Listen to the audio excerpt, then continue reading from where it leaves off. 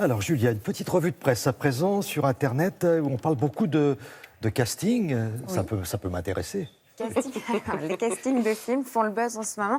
Les femmes sont très tendance, Thierry, je ne voudrais pas vous décevoir. On parlait la semaine dernière du buzz généré par l'annonce de ce casting. Le prochain agent 007, c'est cette femme-là que vous voyez. Alors évidemment, sur Internet, on en parle beaucoup. Et c'est un autre héros mythique qui va être aussi également interprété par une femme. Regardez, Nathalie Portman va jouer Thor. Ça a été dévoilé il y a seulement 2 jours. Révélation à la grande messe, vous savez, du Comic-Con de San Diego. Annonce fracassante. Retour de Nathalie Portman dans la série des super-héros. Marteau à la main. Elle s'empare par la même occasion du rôle, jusque-là interprété par Chris Hemsworth, qu'on va regretter quand même.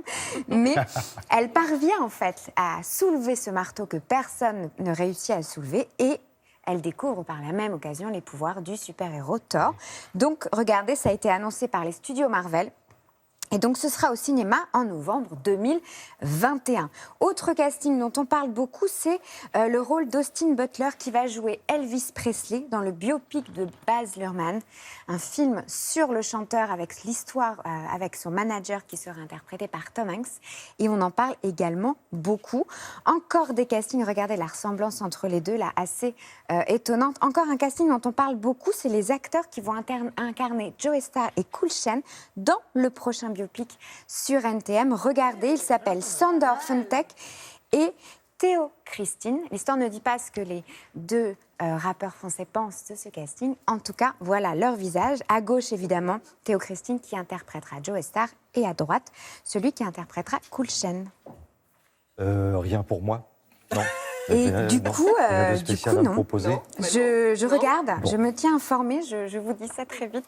Bon, en tout cas, merci. On a un petit record musical également, Julia. Oui, exactement. Alors c'est assez étonnant. Ce record musical, on le doit à Queen.